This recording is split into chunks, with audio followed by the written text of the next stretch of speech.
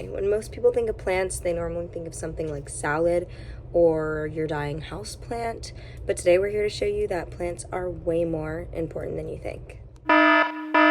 Plants are nature's pharmacy, so they're not just passive green things that sit there on the ground and soak up sunlight.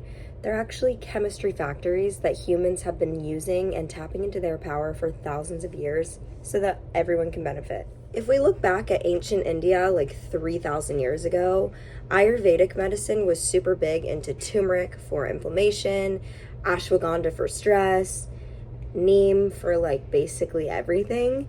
And same story with Chinese traditional medicine. They used herbs like ginseng and ephedra for energy purposes and immunity. And indigenous medicine, herbal knowledge passed down for generations, all of it built on the idea that plants have healing powers. And it turns out they were onto something, because modern medicine has straight up stolen ideas from plants. Aspirin, yeah, that came from willow bark. And heart meds, thanks foxglove. And even chemo medications like vincristine, those are all plant-based. So basically, if you ever wonder why or who needs plants, your pharmacy says hi. Let's talk chemistry. So plants make two types of compounds that we're going to talk about in this video. The first are primary metabolites, which are pretty boring, kind of uninteresting. Sugars, amino acids, yada yada, keep the plant alive. But secondary metabolites are the cooler ones because they're not essential for the plant's life, but they help the plant do all these cool things, like fend off predators, protect from disease, attract pollinators, and even sabotage other plants. But here's the twist. Those secondary metabolites that aren't necessary for the plant's survival are actually the ones that humans have turned into medicine, drugs, and, well, we'll get there. Secondary metabolites are like plants' secret weapons, and we've been using them for centuries.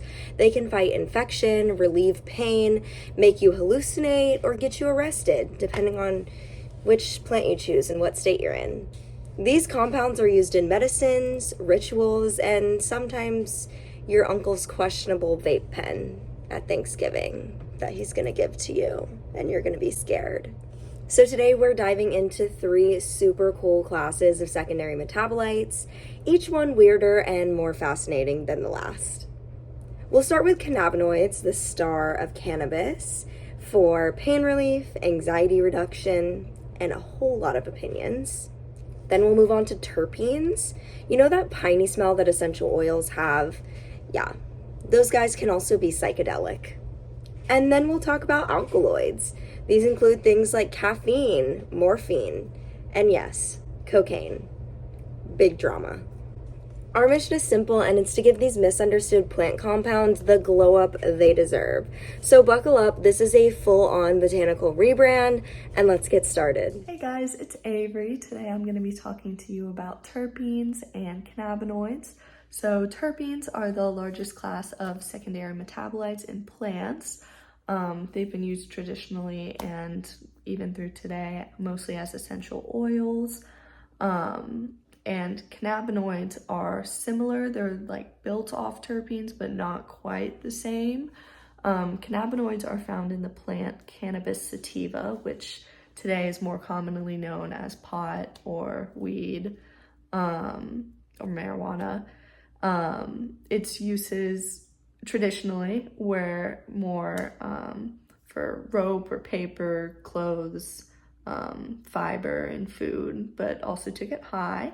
Currently today, it still has all of those uses, but predominantly it's to get high. It invokes feelings of relaxation and potential pain relief as well. So it has been used at least since 50 BC is when we can trace it back in Asia, and it became actually illegal here in the United States in the 1900s, and it became a Schedule I drug, which it remains, but it has been proposed by the Department of Justice to switch it to a Schedule III drug, as with many states legalizing it. And another issue with it is that in the past, Black people were 3.6 times more likely to be arrested for possession of marijuana than other people. So there has been some social issues with the drug, but it has been increasing in popularity and usage, especially in the past 10 years in the United States. Hey guys, my name is Jasmine and I'm one of the individuals in the group project for Tripping into Truth, and today I'm going to be covering just a little bit about LSD, or lysergic acid diethylmide. So LSD was initially synthesized in 1937 by an individual named Albert Hofmann. LSD is also deemed as a Schedule I drug by the DEA with a high potential for abuse and no medical cures. This synthetic drug is actually derived from a ergo plant and is mostly a fungus, or actually a fungus. It's also scientifically known as the Claviceps purpura. The ergo plant belongs to the alkaloid class, which is very common for other hallucinogens. This unique fungus is native to the Great Plains in North America, and it's commonly found growing on various types of grasses like rye. Additionally, the ergo plant contains lysergic acid, which can produce various symptoms that you see in LSD, like paranoia, hallucinations, twitches, spasms, and so on.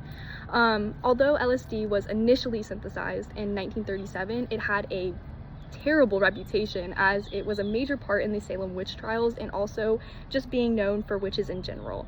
The popular hallucinogen is often used by college students today for its various psychological effects, such as distorting space, time, faces, or objects, which was mentioned in Gregorio or De Gregorio and others in his scientific paper. Oftentimes, hallucinogens cause people to enter a quasi-dream world. And interestingly enough, if LSD is taken in high doses, it mimics psychological effects or psychotic-like effects seen in other illnesses like psychosis or schizophrenia. So it can further induce psychotic symptoms such as fear, paranoia, distrust, or depressive characteristics. Therefore, that synthetic drug actually enables enhanced research into pharmacology, mental disorders, and possible treatments for psychiatry use, seeing as it does all those depressive symptoms. So while LSD is taken as a party drug, it's good to keep in mind that it should be taken in minimal doses and you should have someone to watch you at all times. Thank you. Hello vlog. Today I will be talking about the secondary metabolite, cocaine. So cocaine is a secondary metabolite in the alkaloid class, and it comes from the plant, Erythroxylum coca, and natives have been using this plant for over 8,000 years, and it grows in Africa, South America, and parts of Asia. And for traditional medicine, natives have used it for its hunger suppressing properties and as a stimulant, obviously. We used to have medical uses for it too. We used it as an analgesic and a vasoconstrictor, basically to stop nosebleeds. But obviously we have a lot better medicine now to do that. Unfortunately, there are negative societal impacts due to the secondary metabolite cocaine.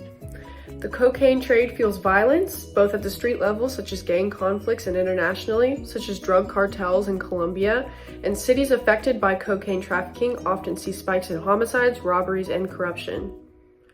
But it's really fun at college parties. This is a disclaimer that no parties involved in this video are licking toads or smoking leaves or micro or macro dosing for science. The only thing we're high on is science. All secondary metabolites were appreciated academically and academically only.